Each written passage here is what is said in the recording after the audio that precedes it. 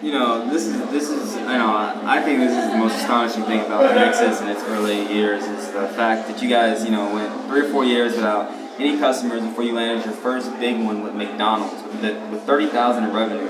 How did such a big player with a lot of risk take a chance on someone with hardly any revenue?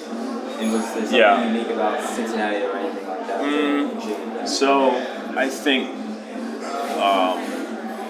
that was all about being able to display the passion and being able to convince McDonald's that we were going to be around.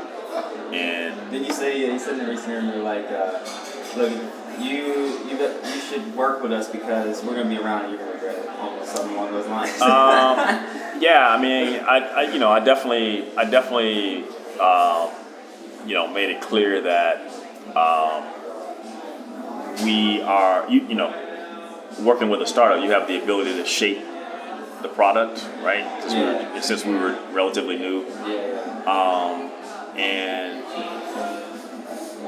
we were going to be your poster child, right? And, because, you took a chance on us early and, we'll make you proud. So that was, one of the things that, I definitely wanted to do. So that definitely gave me a fear of failure, right? Because, customers taking a chance on us and we don't want to let them down. But I think it was a part of, even building those relationships that I talked about earlier. I think being able to show McDonald's that not only were we passionate and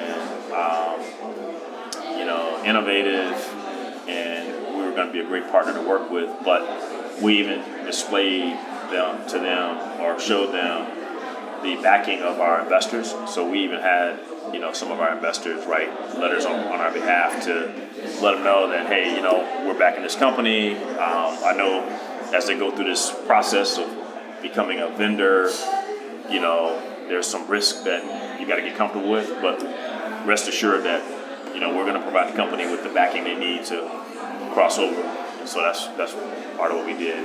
And some of my earliest angel investors, John Pepper, Brian Ross, who's my old boss at Cincinnati Bell. He used to be the CFO and COO.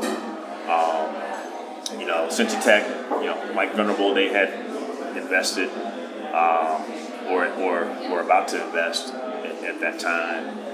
And I think having that early base of support and again keeping them informed of of our progress and the fact that we actually even had this opportunity to win this contract with McDonald's was important. And, by keeping them in the loop like that, they said, "Oh man, these guys have one." So yeah, we need to go ahead and write a check to make sure they can deliver.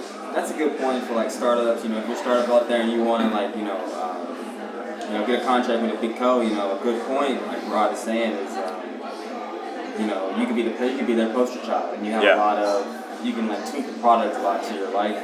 And also, pick right investors because, your investors, they just didn't throw money at you, they threw a reputation with them, and they were able to tell McDonald's with all their connections, like, hey, we vouch for you, even though, it's risky. So, Yep, absolutely. One last question for you. When I say this, what's the first thing that comes to your mind? Favorite startup movie?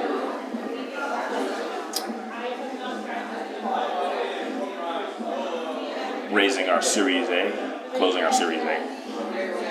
What happened? Well, it really represented the first time, and that was in 2016. It represented the first time we actually had enough capital to plan beyond 3 months, right? Because we raised a $5 million Series A. Techstars was the lead investor. So it really was a great signal that we were definitely on to something special. Confirmation validation, and we were off to the races, and we knew that we had the capital we needed to grow for the next couple of years. Well, thank you so much, Rod Robinson. Absolutely. Rod My Robinson, pleasure. founder and CEO of Connexus, empowering local economies. Absolutely. Thank you. Google supply chain. Get ready, man. He's knocking on your door. Thanks, Rob. Excellent. Thanks. Yeah.